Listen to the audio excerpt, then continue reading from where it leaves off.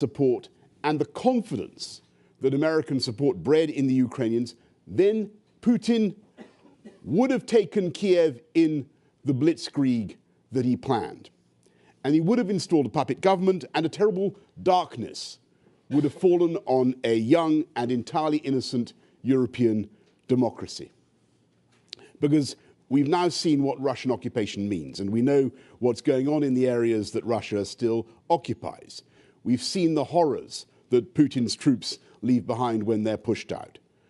Across the whole of that vast and bitterly resisting country, as it would have been, he would have imposed a police state more vile and dreadful than anything we saw in the former Eastern Bloc: systematic murder, torture, rape, detention without trial, systematic movement of populations, including children, and all the time, the crazed and a chauvinistic attempt to impose Putin's ideology that Ukraine is not really a country, that, as he thinks, Ukrainian language and culture are folkloric curiosities, and that the primary destiny of the Ukrainian population is to be part of the Russian Federation.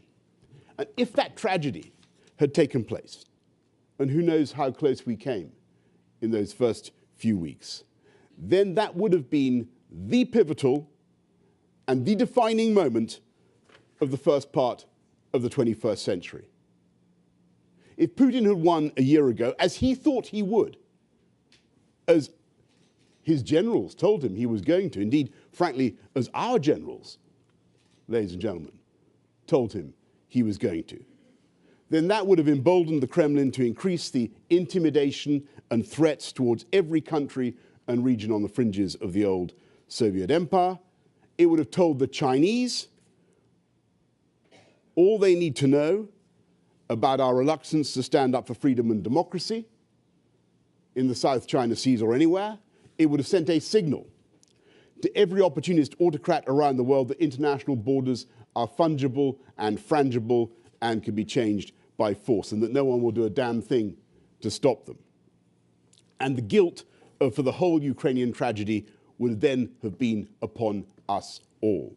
So God bless America for having the guts and the wisdom to help. And I implore you now to follow the logic of what you are all doing and give the Ukrainians the tools to finish the job.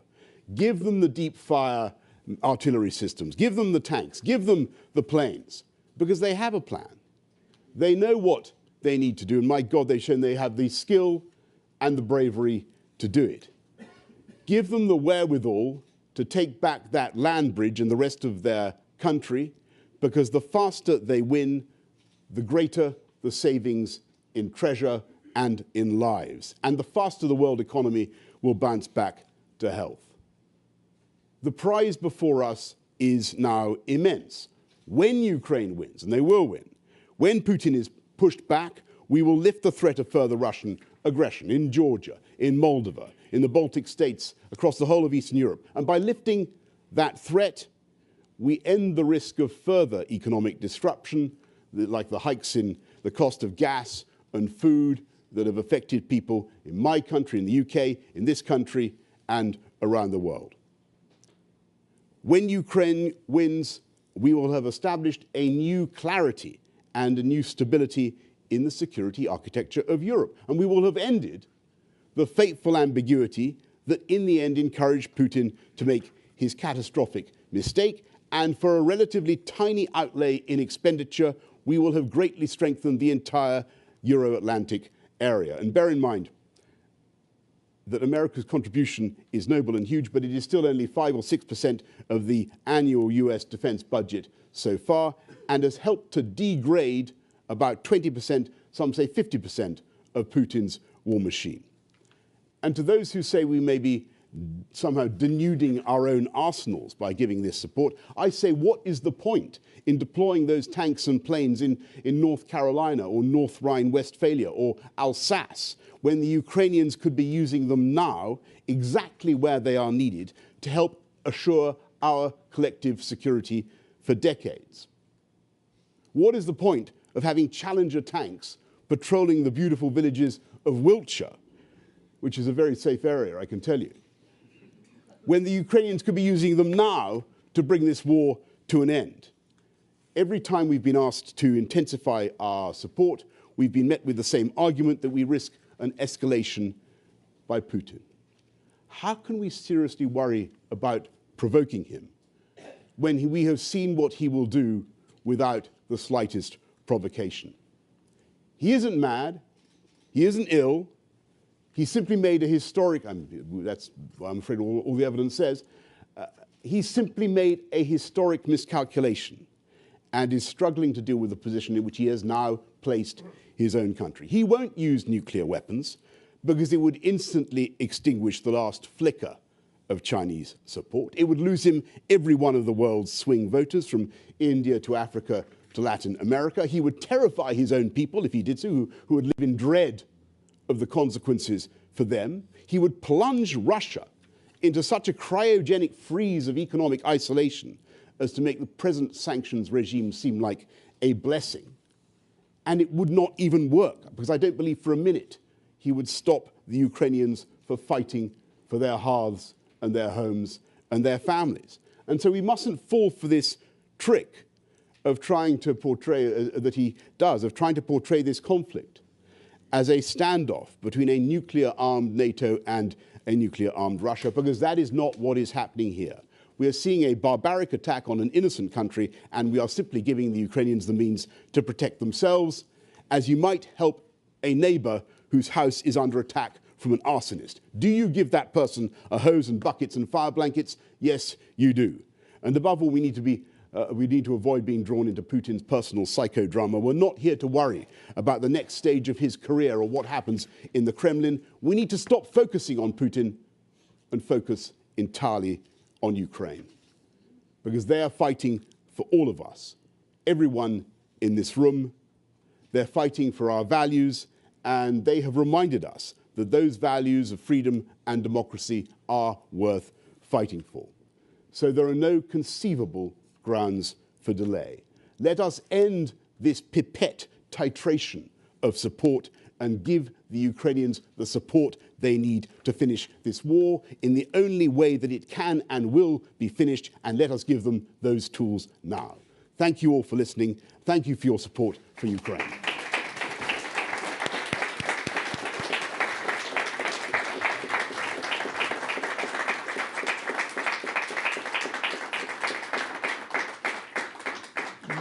Mr. Johnson, that was terrific, and your leadership on this issue has been terrific.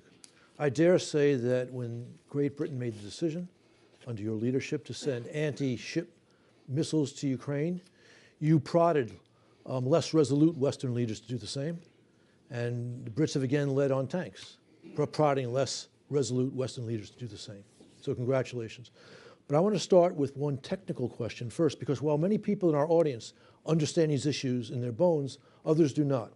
You referred to the land bridge. Yes. Would you please explain it so people understand Yes. its strategic significance? Forgive me, Ambassador. What I was talking about, as everybody in this room, I'm sure, knows, and most people know, this is the area between, as it were, Mariupol, between the Donbass and the Crimea area that Putin has taken, that long strip of land that basically prevents the Ukrainians from reaching the Azov Sea. That's the area. Now, if they take that back, which they can, and they have a plan, if they can take back Melitopol and Berdyansk and Mariupol, get back those areas, it's game over for Putin, and that's what needs to happen. Okay, thank you. All right, critics of the administration, the Biden administration, which as you point out has done a very good job of setting a framework for dealing with Putin's aggression, say that Russia's war on Ukraine is of no consequence to the United States, and therefore we should cut off or severely reduce our support for Ukraine. What do you make of that? Well, I just repeat what I said. This is, let's not be penny wise and pound foolish, or cent wise or dollar foolish, or however you would put it here. Let's not have a false economy. By helping the Ukrainians to win decisively, you massively assure the security of the Euro-Atlantic area. If you fail to do that, if Putin comes away from this with anything like a victory or something he can present as a victory, then he remains a threat to all those regions around the periphery of the old Soviet Union. And the cost to America, the cost to our children in having to protect those areas would be borne for decades to come. So let's avoid that pointless expenditure, that instability and that insecurity, and get this war done now. So the United States has a vital interest in ensuring Putin loses in Ukraine.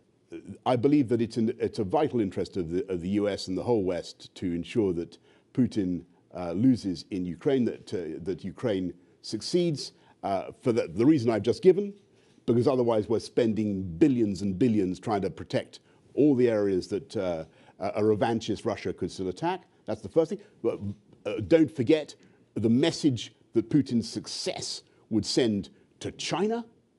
I mean, this is a dry run for Xi Jinping.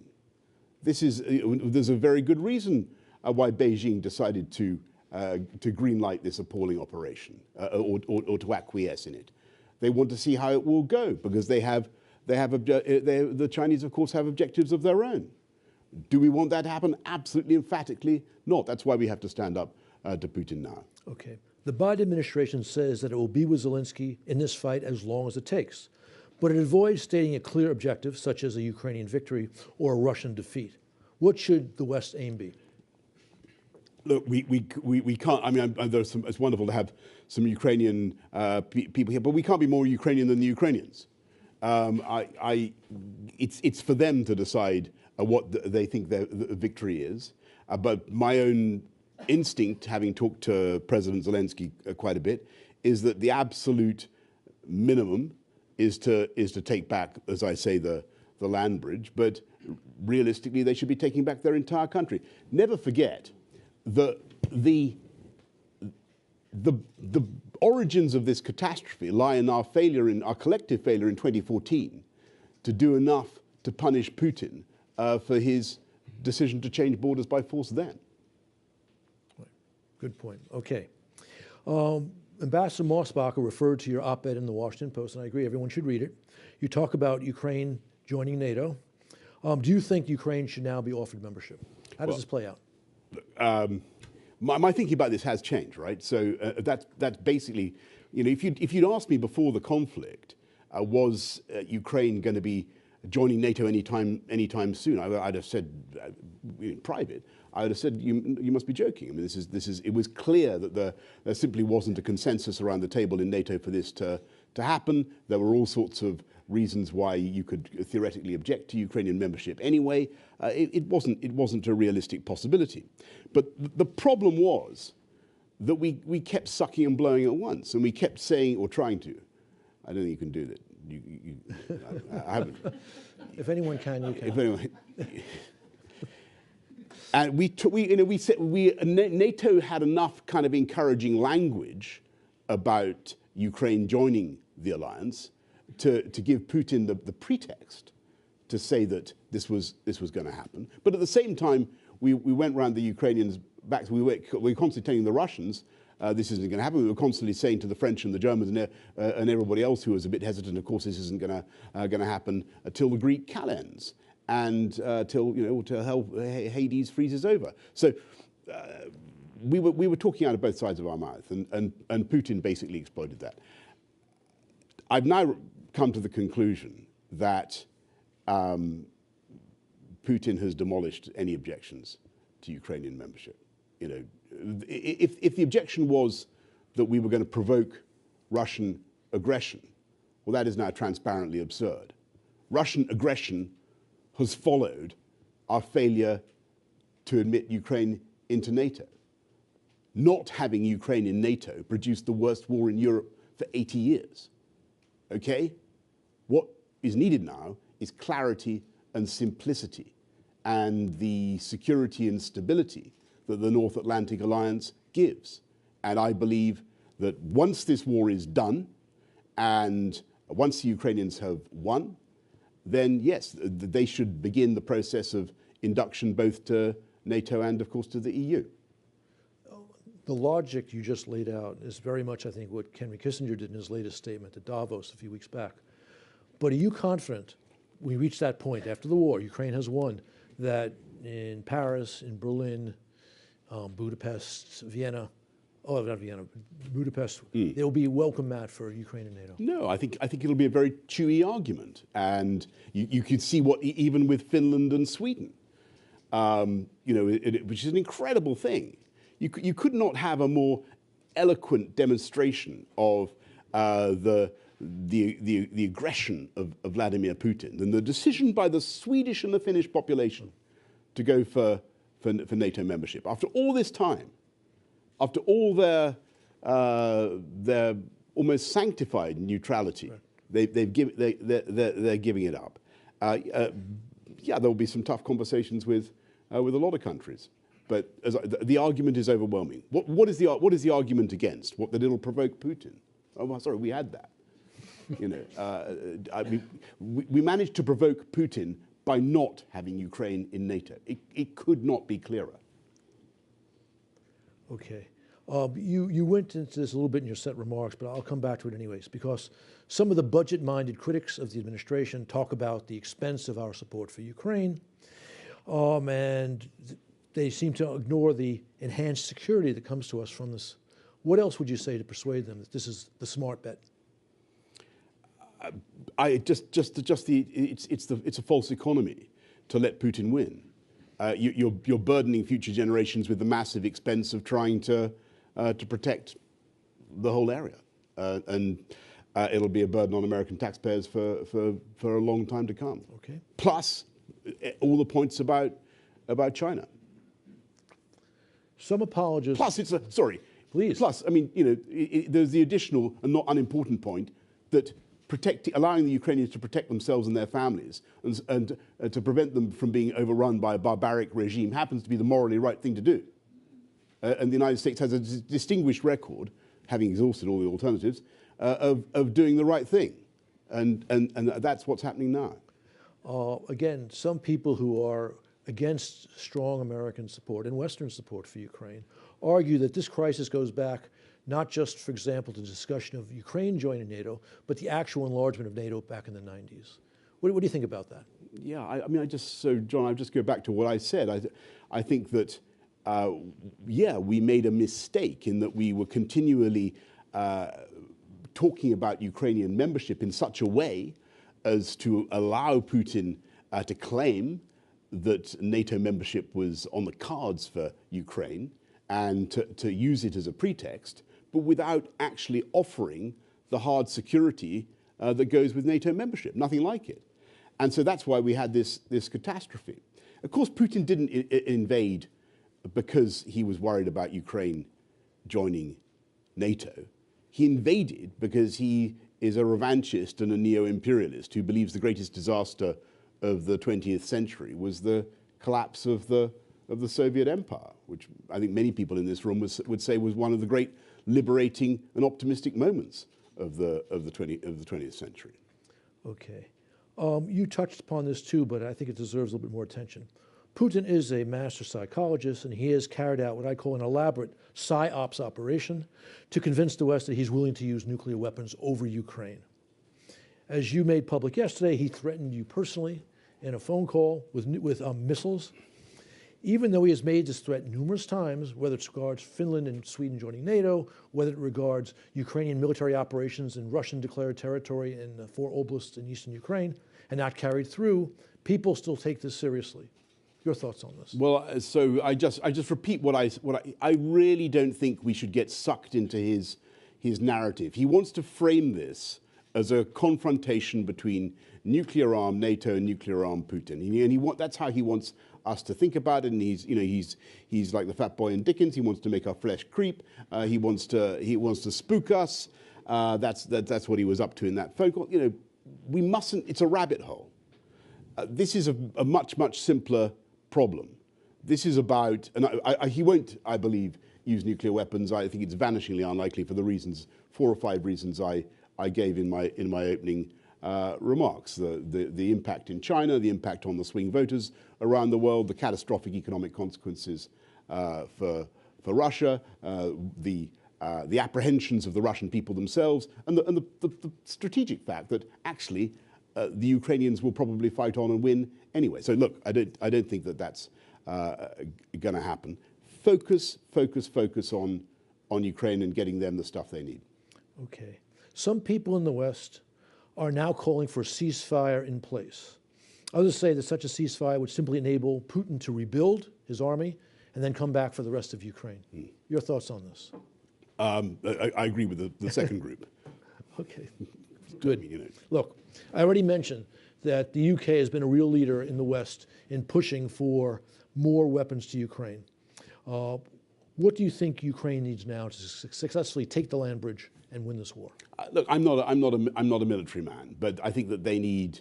What I'm told by the president of Ukraine is what they need is they need longer range missile systems so that they can artillery systems so that they can take out Putin's command and control, ammo dumps and so forth, logistics over 70 kilometers away, more than 70 kilometers away. They need that because they can see what's happening, but they can't hit it. And so, they're being hit by a lot of stuff that they know is there, but they can't take out. So they need those longer range, those deep fires. Then they need the armor actually to retake and hold the ground, the heavy armor, the armored cars, and I'm told they need planes. And I hear that an objection to their having sophisticated Western planes to fly is that they won't know how to use them. I have to say I take that argument with a bit of a pinch of salt. That argument has come up frequently, going back to when we provided counter-battery radar for missiles. We told they couldn't understand it. And in fact, they used it better than we ever did. Some of you may not know, but I'm lucky enough to represent the constituency of Uxbridge and South Ruislip in the west of London, where in the Second World War was based the famous 303 Squadron, which was flown by Polish pilots. And never forget that the Poles in the Second World War, in the Battle of Britain, took out 1 in 7 of the Nazi planes that were shot down in the Battle of Britain. And it didn't take long for those Polish pilots to understand how to use a Hawker Hurricane or a Spitfire. And I don't think it would take the Ukrainians very long to work out how to use F-16s or Typhoons or whatever we have to give them. I'm a personal collector of bad arguments why we can't provide Ukraine the support it needs. Yes. And one of the latest is the notion that if somehow Ukraine had a big victory, which we both expect, Russia will come crashing down, and this would be a disaster. Your thoughts on this? Well, again, we mustn't get wrapped up in what could or couldn't happen in Russia. What might happen in the Kremlin, what might happen to Putin's political career, and so on.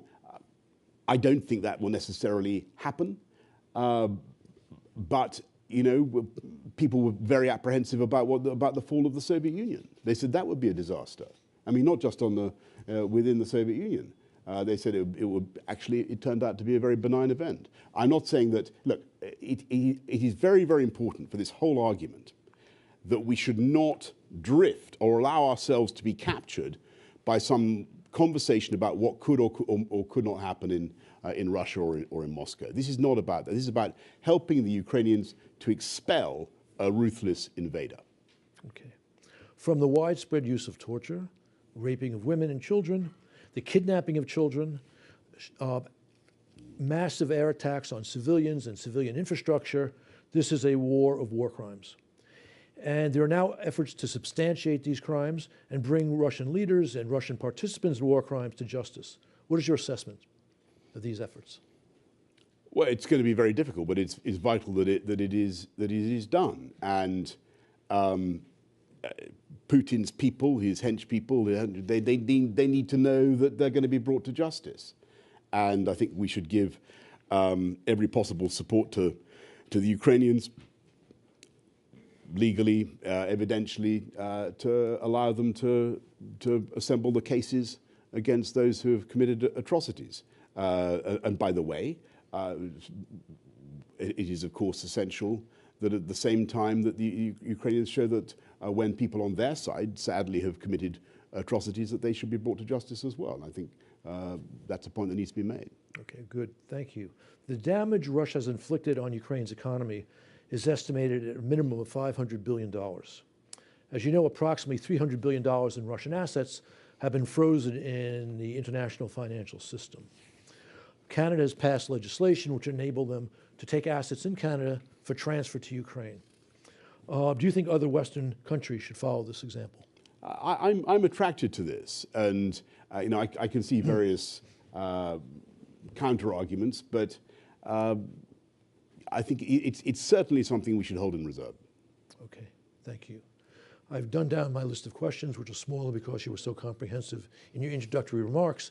But fortunately, we've got many, many questions from the audience. So I'll start with one from Eugene Komarov of VOA Russia Service. He says, the UK became the first with battle tanks for Ukraine. Will the US also be the first with military aircraft for Ukraine?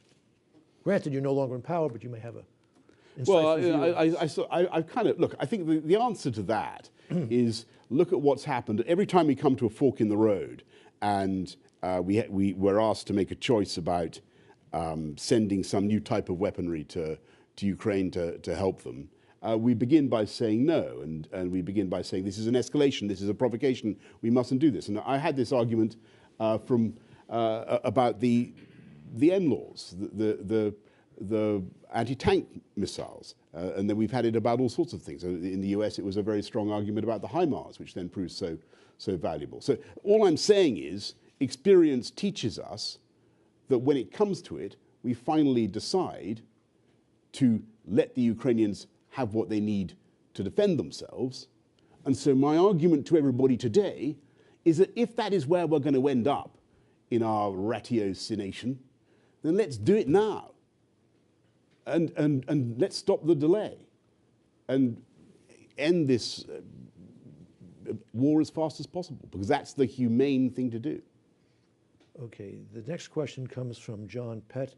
He has two, but I'm just going to offer one so other questions get asked. Can you muse on what's left to be written about Putin's reign, how this will play out? Well, you see, this is, again, whoever John is, he's trying to tempt me to do exactly what I don't want to do. I really, really, really don't want to get, because to be frank, I think that let's talk about the Russian people for a second. Because the tragedy is that the Russian people will think that if we start to talk about removing the ruler of Russia, then the Russian people will think, well, this is really what it's all about. It's an anti-Russian thing. They want to get rid of our leader. And that is not our focus. We should not be talking about regime change in Moscow. We should not be interested in that. We should not be talking about any impacts on the Kremlin, whatever. That is not what is at stake here. What is at stake is an innocent people suffering and our ability to alleviate that suffering now. Okay. We have a question from Antonella Guerrera, who is the UK correspondent for La Repubblica. She's normally in the UK. This is coming in on. Okay, right. Okay. She's not here. Okay, right. Okay, it's okay. We have a global audience. Intrepid Antonella, right? Okay. I have to say she was not pleased with your comments on NATO. So she says she's not pleased with it. Yes, she says, isn't it counterproductive and unrealistic wish that Ukraine should join NATO, given the current situation and the fact that this horrible conflict might likely upgrade to a world war if Ukraine is attacked as a member of NATO? Oh boy. I mean, okay, Antonella. Look, I mean, read the piece and listen to what I'm saying. It was the failure to be clear. It was the failure to offer any kind of real security guarantees to Ukraine that encouraged Putin to exploit the ambiguity. And I'm not saying that Ukraine should be admitted forthwith into NATO. That's plainly not going to happen. But I believe that that there is now an inescapable logic of NATO membership, and NATO is a defensive alliance. All we would be doing is seeking to stop further bloodshed. Thank you. All right, we have a question from Krakow, from Ian Kavanagh. When victory comes, future Europeans will need to tell the tale of the victory. We can all see that despite Brexit, the UK has played a leading role in the European response. Which remaining EU states and actors will be well judged by historians for their role in this effort? Look, I think that, Well, first of all, that phrase "despite Brexit." Let me just pick that one. I think not my phrase. No. It was your correspondent from Krakow. I seriously think that it was in part because of Brexit that we were able to take a decision and to have an approach that was very distinct from the old EU approach, which was, by the way, all governed by the fabled Normandy format. You remember the Normandy format, which was agreed at Normandy in 2014? For reasons that are now obscure to me, the British government decided that they did not need to be involved in this. France and Germany led it. That was the EU framework. If we'd stuck with that, I don't believe we would have delivered the NLAWs. And I think we would have taken a very, very different approach, to be perfectly frank. So I think because of Brexit, we've been able to do things differently and I hope in a way that has been useful to Ukraine. I think when I look around the table, all the countries that whenever people get together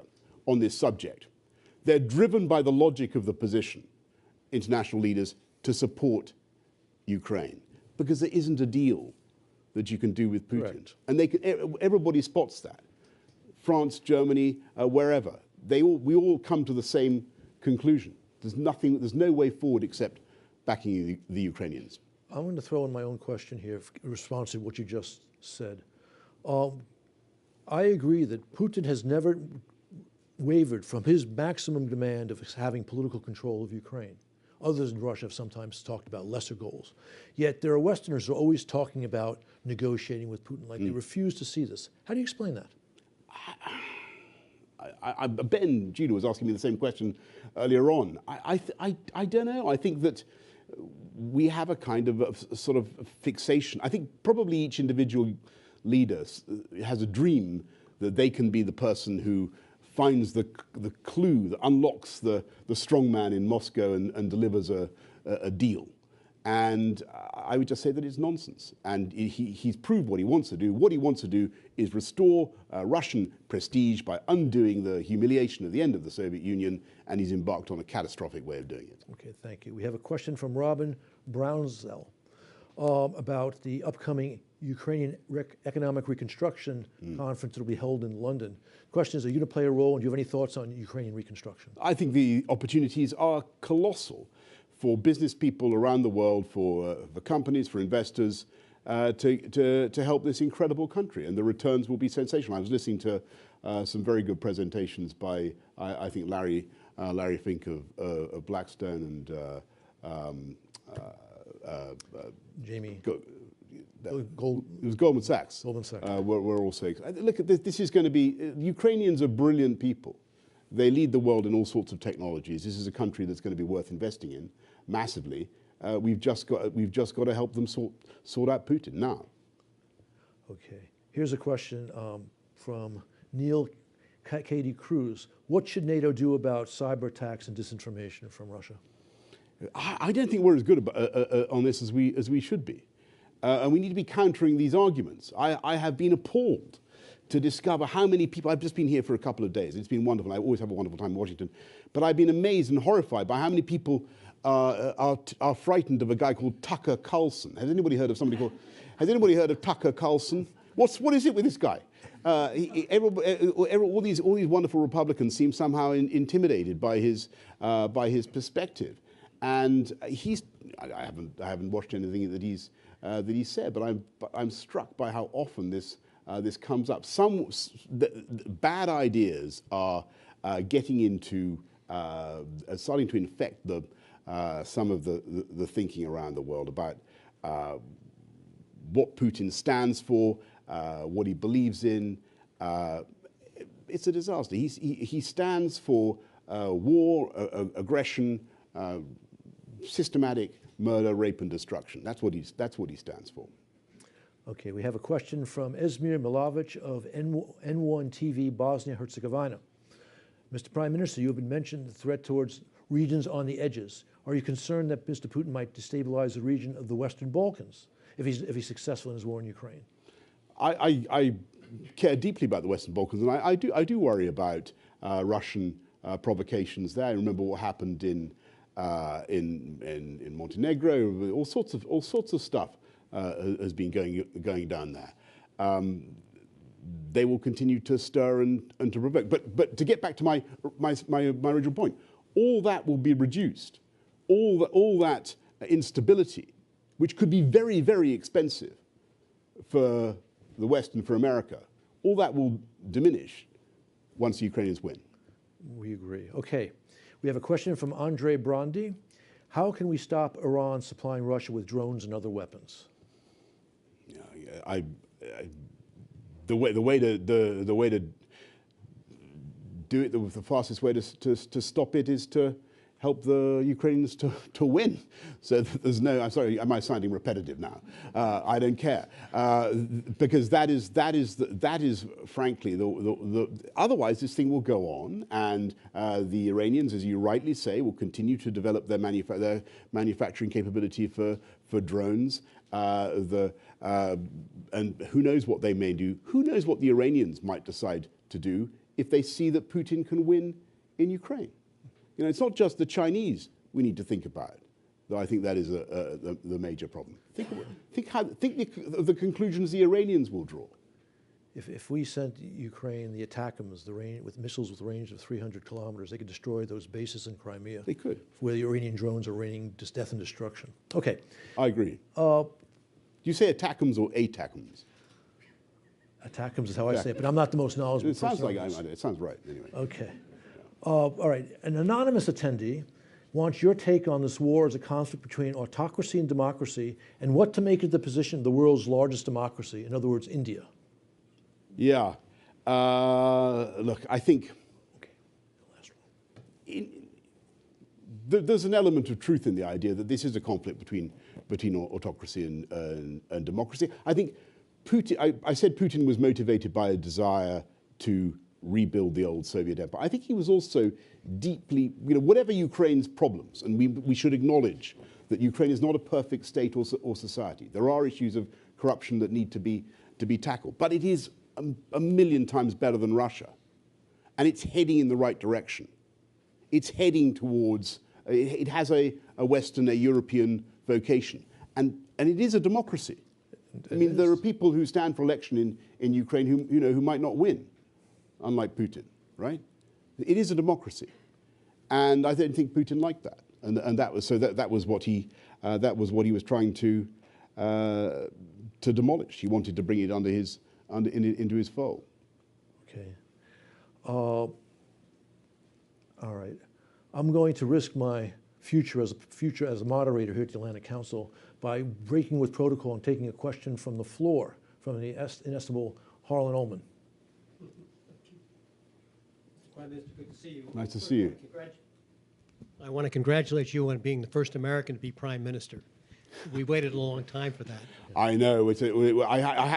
Tragically, because of the very considerable demands of the Inland Revenue Service here in this country, I had to give up my passport in order to do that. But anyway. My question is more serious, and it is the contradiction in how you resolve between principle and reality. No one would disagree with the moral and political arguments you gave for aiding Ukraine, but what it would take in order to return the boundaries back to February 24th are considerable. They're talking about thousands of tanks. Britain has given 14 challengers. That only leaves you 150.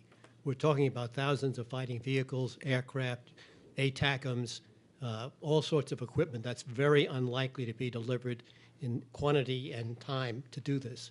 So what is your plan B if we cannot reconcile the arguments you make in principle with the reality that it's unlikely we're going to be able to deliver the stuff that's needed for Ukraine to get its borders back to February 24th, let alone to take a position that can be even more aggressive? Thank you so much. Look, every time in this conflict so far, we've overestimated Putin and we've underestimated what the Ukrainians can do. We said, don't forget what we said at the beginning. We said he was going to take Kiev in a week. That was the view on this side of the Atlantic. It was the view in London, right? That was totally wrong. The Ukrainians have proved themselves able to use our technology to massively destructive effect. They've taken back not just Kyiv, but they took back Kherson, Kharkiv. They can take back very considerable chunks of territory. They are very convincing on this point. I mean, they think that if they have the right kit in the right quantities, they can take back the post-February the 24th ground. I think that, I'm listening to them, watching what they can do. That's a compelling argument. Why don't we at least give them the tools to do it? That's what we should do. Okay, I broke the protocol once. The last question will also come from the audience right here. And please identify yourself. Prime Minister, thank you for your leadership, first of all. Pavel Popescu, Romanian Parliament. My question is this: considering the fact that my country defends 613 kilometers, the longest NATO border with Ukraine, 681 with our small sister Republic of Moldova, and considering the fact that the US Congress just set up the base for legislation for a Black Sea strategy, I would like to ask you, how important do you think that while solving the acute problem in Ukraine and continuing to deliver weapons, we should concentrate on a Black Sea region strategy? How acute do you think this is? Sorry, forgive me. You said which country did you say? Romania. Romania, yes, of course. Sorry. So, do we need a Black Sea security strategy these days, and how important do you think it is? Yeah, look, I think Romania, certainly Moldova, is one of those areas that is directly impacted by any kind of Putin success. And if he's able to hold any part of the land bridge, then he'll be able to portray this to the Russian people as a victory. He'll lick his wounds. He'll regroup. He'll remain in power. Not that that should be a consideration. And he will attack again, or he will try to threaten again. He basically thinks that what happened to the Baltic states when they joined NATO was an absolute humiliation for Moscow, and he wants to reverse it. I think he wants to rebuild Russian influence throughout the whole zone of Eastern Europe. Help the Ukrainians to win now and win fast. You push all that back. You end that nonsense. You save colossal sums of money. And that's the final word. Mr. Johnson, thank you very much for being with us today. It was a wonderful conversation. Thank you. Thank you.